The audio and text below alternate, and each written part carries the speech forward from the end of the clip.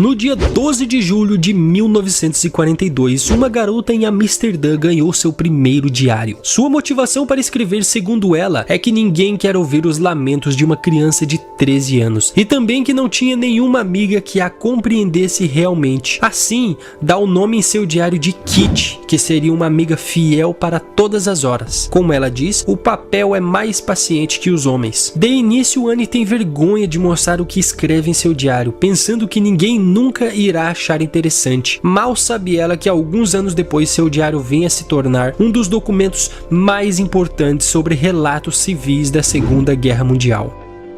O livro chamado O Diário de Anne Frank veio a se tornar uma das obras mais conhecidas no mundo, sendo traduzido em 60 idiomas. Virou filme, peça de teatro, desenho animado e histórias em quadrinhos.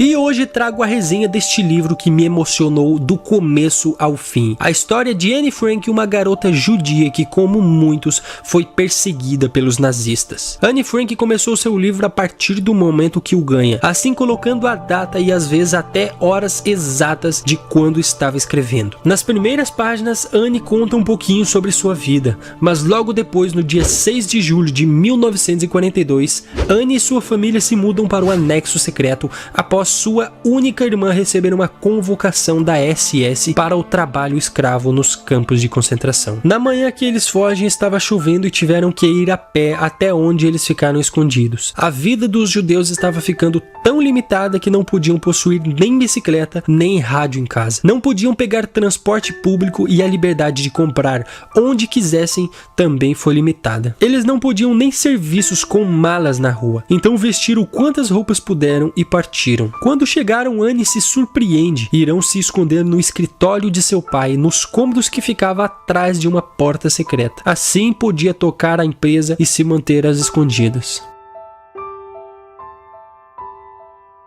Era tanto difícil para a família de Anne quanto para as pessoas que os ajudavam. Todos corriam perigo. No começo só havia a irmã de Anne, seu pai e sua mãe.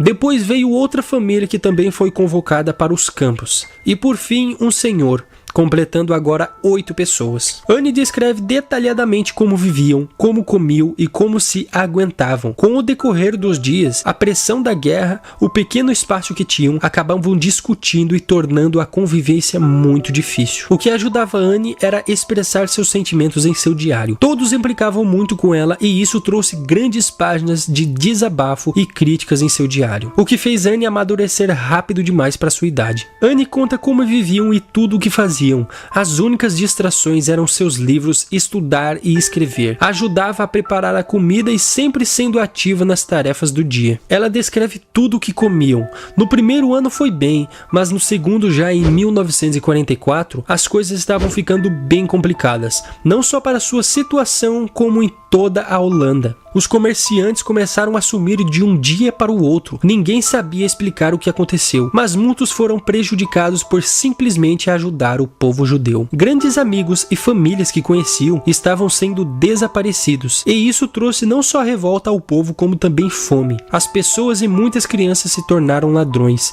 Agora era uma luta pela sobrevivência. Mesmo assim, Anne entendia que sua vida estava muito boa em vista daqueles que estavam nos campos de concentração, mas também sentia muita vontade de sair, de correr, de brincar e curtir a vida, e não ficar ali presa dia após dia. Anne vive até um romance no complexo, acaba se apaixonando por Peter, que era o único filho da família que estava escondida junto a Diane. A situação estava tão precária que a única esperança do povo era que os ingleses chegassem para salvá-los. Ficavam esperando os bombardeios e a única fonte de notícia era o rádio. Estavam desligados do mundo. A última anotação que Anne faz em seu diário foi no dia 1º de agosto de 1944. Ela escreve bastante e no final um ponto que achei bem emocionante, que diz o seguinte: é por milagre que ainda não renunciei a todas as minhas esperanças, na verdade tão absurdas e irrealizáveis, mas eu agarro-me a elas, apesar de todos e de tudo, porque tenho fé no que há de bom no homem. Não me é possível construir a vida tomando como base a morte, a miséria e a confusão. Vejo o mundo se transformando num deserto. Ouço cada vez mais forte a trovoada que se aproxima, essa trovoada que vai nos matar. Sinto o sofrimento de milhões de seres e, mesmo assim, quando ergo os olhos para o céu, penso que um dia tudo isso irá voltar a ser bom, que a crueldade chegará ao fim e que o mundo virá a conhecer de novo a ordem, a paz, a tranquilidade. Até lá tenho que manter firme os meus ideais. Talvez ainda possa os realizar nos tempos que virão. 3 dias depois, alguém denunciou seu esconderijo e os alemães chegaram armados e levaram cada um para um campo de concentração diferente. Infelizmente, Anne morreu em fevereiro de 1945. O único sobrevivente dos 8 foi seu pai, Otto Frank. Quando ele voltou a Amsterdã, encontrou o diário da filha e foi publicado só em 1947. Gente, é uma história trágica que nos faz refletir muito. É em histórias assim que nos fazem deixar de reclamar e enxergar ao nosso redor. Temos que ser gratos pela nossa vida e agradecer a segurança e a nossa saúde. E também aqueles que se foram para tornar o mundo melhor pra gente. Um débito que nunca poderemos pagar. Mas acredito que termos em nossa memória já é um começo. Eu agradeço muito por você ter assistido e se você gostou realmente, aqui embaixo tem o botão do like. E do lado tem o de se inscreva se você quiser continuar recebendo o conteúdo e saber um pouco mais sobre o canal. Eu agradeço e até a próxima.